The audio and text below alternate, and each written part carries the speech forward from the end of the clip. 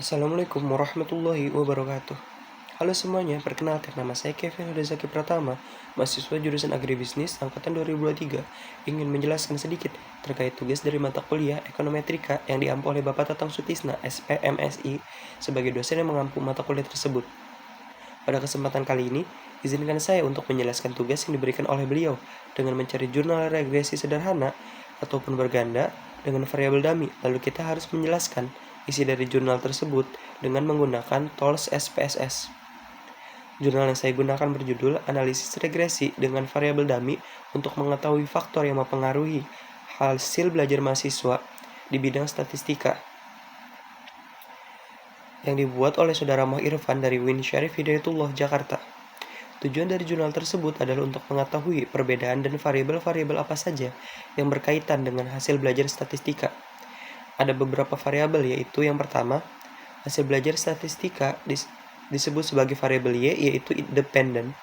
Dan kedua, variabel X sebagai independen, yaitu jenis kelamin, keaktifan mahasiswa, jurusan sekolah, asal daerah, status organisasi, dan terakhir status sebagai bekerja. Berikut rinciannya. Hasil belajar statistika sebagai variabel Y adalah data kuantitatif, yaitu data yang menggunakan angka dan numerik. Sedangkan variabel X di sini sebagai data kualitatif, yaitu data yang menggunakan deskriptif sebagai variabel yang akan diubah menjadi variabel dummy. Karena jurnal ini menghitung dengan menggunakan tools SPSS, maka saya akan menjabarkan beberapa tabel yang terdapat pada jurnal tersebut.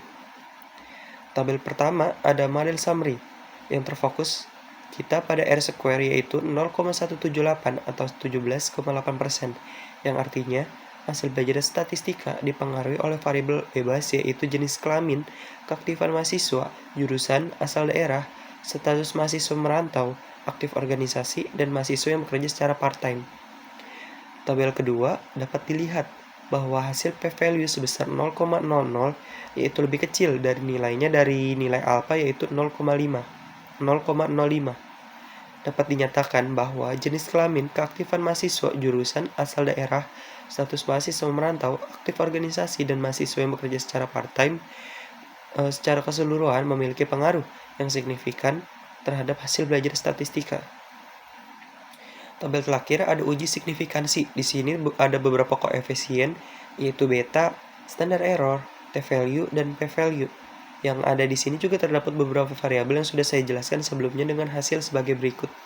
Dari 7 variabel, hanya terdapat 3 yang signifikan mempengaruhi hasil belajar statistika, yaitu yang pertama keaktifan mahasiswa, jurusan, mahasiswa yang bekerja secara part-time.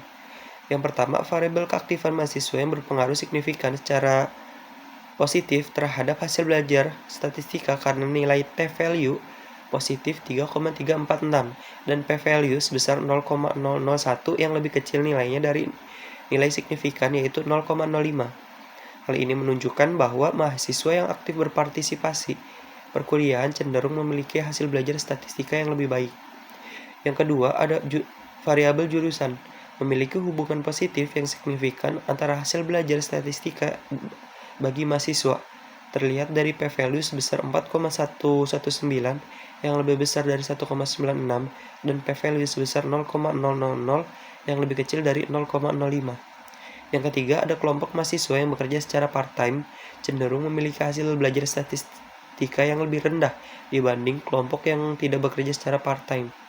Hal ini dapat dilihat dari t-value sebesar minus 2,510 yang lebih besar dari 1,96 dan p-value sebesar 0,013 yang lebih kecil dari 0,05, menandakan adanya pengaruh yang signifikan dan bekerja paruh waktu terhadap hasil belajar statistika. Kesimpulan dari jurnal yang telah saya bacakan adalah analisis regresi dengan variabel bebas berbentuk dummy coding. Hanya terdapat 3 dari 7 variabel bebas yang signifikan mempengaruhi hasil belajar statistika, yaitu keaktifan mahasiswa, jurusan, dan mahasiswa yang bekerja secara part-time.